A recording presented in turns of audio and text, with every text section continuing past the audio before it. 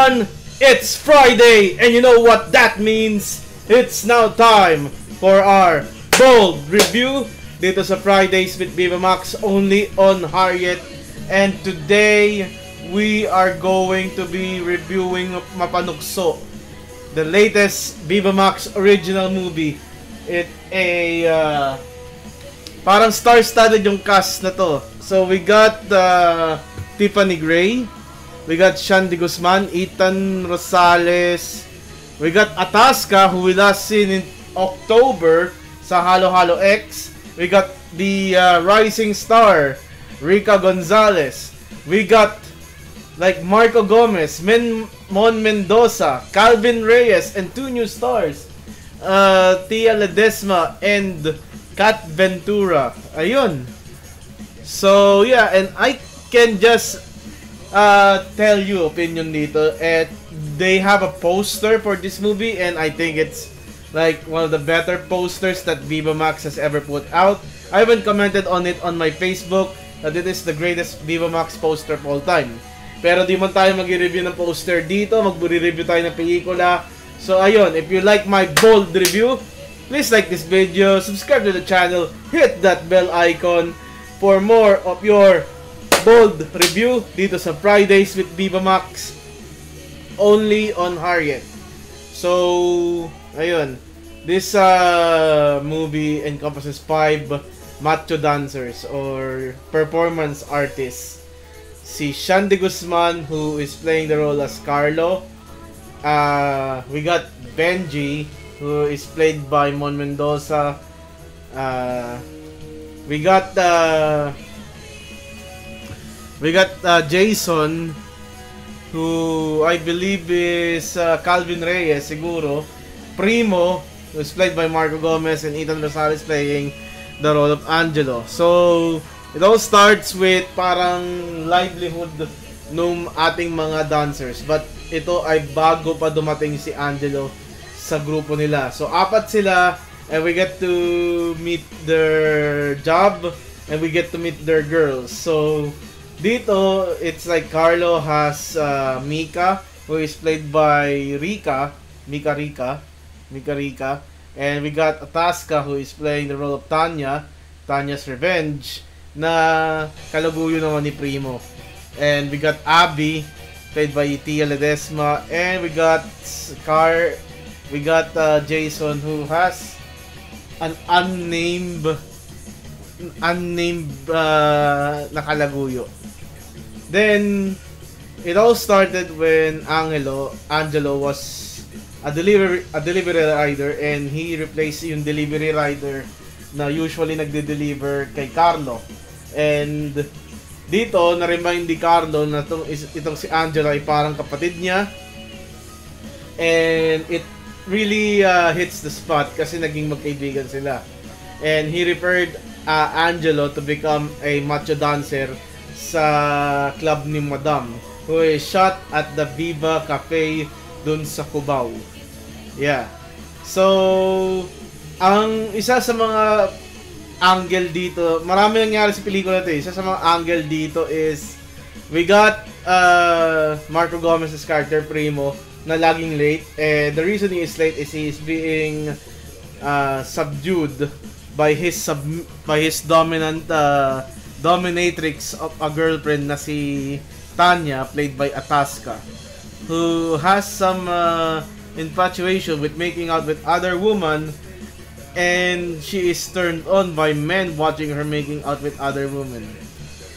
Then, when Angelo is trying to cope with the surroundings, he is growing closer with Carlo, treating him as his younger brother, who we later find out na itong kapatid ni Carlo ay napatay dahil sa babae. Ayun. We also find out that Jason has, yun nga, may kalaguyo siyang businesswoman, but he is hiding the fact that he is a married man. This could get him in a lot of trouble. And that Benji, the other macho dancer, is kalaguyo niya si Abby, and Abby is like a congressman's relative ng congressman or something. I don't know. Ayun. Pero majority ng kwento dito is yung humanity ni Carlo saka yung fall from grace ni Angelo. So paano ba naging fall from grace? So Angelo was so damn good. He met Tonette, and Tonette referred him to Tiffany Gray's character. And sila dalawa ni Tiffany Gray, they ended up, unfortunately Tiffany Gray is a virgin. So this disappointed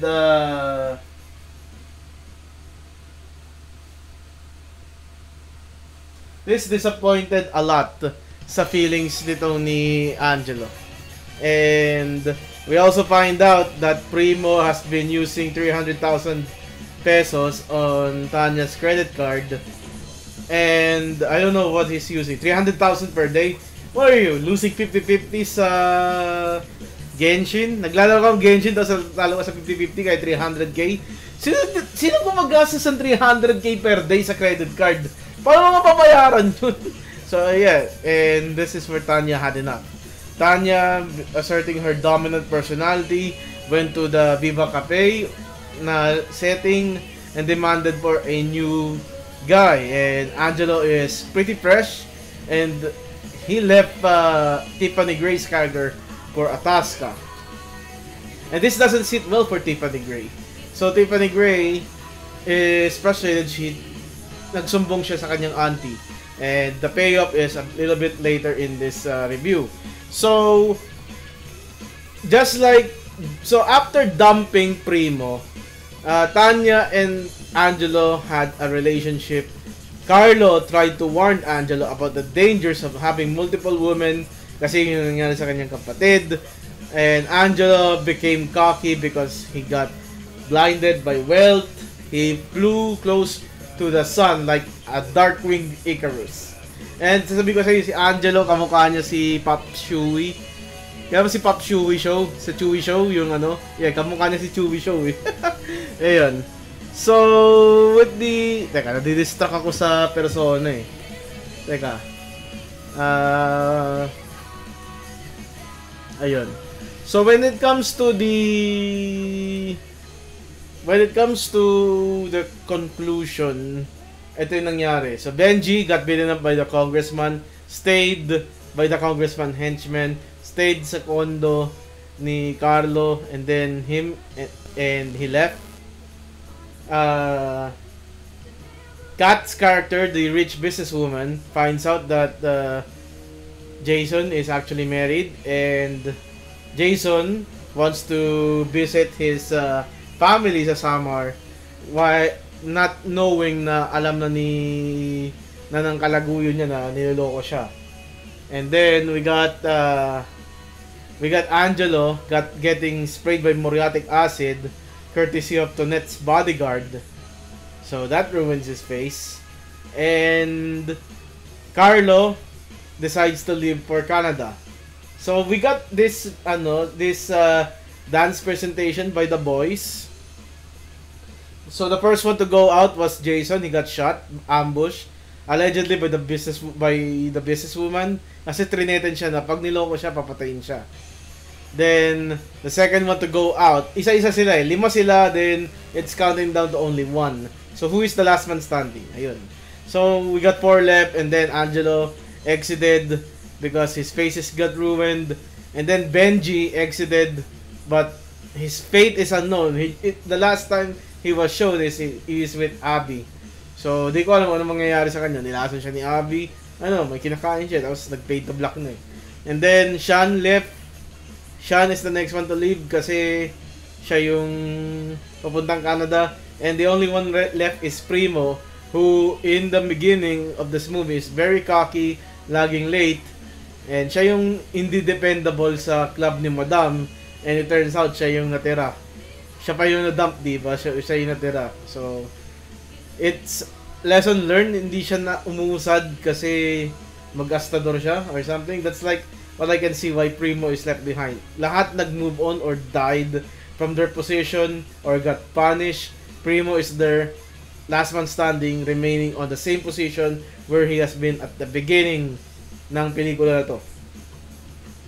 his cockiness got over him. So yeah, that's and then we got the last montage, parang bumabalik sila.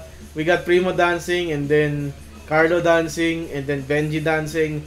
Reverse naman ng pag yung paano sila umalis in the first set, ganun din, reverse chronological order sila bumalik, and that's how Mapanukso ends. Mapanukso kasi yung mga babae nagtuksuan sila, and ang naging matinulan dito si Carlo saka si Mika, who had segs with whipped cream, so +1. Ayan. I also want to give flowers to all the women, Atasca, Tia, Kat, Rica Gonzalez, Tiffany Gray. They done a good job, especially on that montage na sila yung nagtatalik. Also with Apple Castro, who made a cameo dito. Siya yung katalik ni Atasca sa pelikula na to, while she was with Primo on that scene, threesome. Ayun. Very nice film. There's a story, pero I think ang mapupuno ko lang is there's a lot to follow. And hindi ako pinagbigyan to follow. It's obvious na si Angelo sa si Carlo yung inyong susundan, but I was also curious how will they develop yung iba. And the other characters were underdeveloped para sa akin. But yung pag-arte, spot on. I can't say anything wrong with this movie. So yeah. Yeah, I mean in terms of acting, but in terms of the plot, yeah, yun yung aking puna. So what am I going to rate this movie? So I will give Mapanukso, respectfully, I will give Mapanukso an all-nighter. Very nice movie para sa yeah, it typically gets your kink on. And that, my friends, is the last bold review for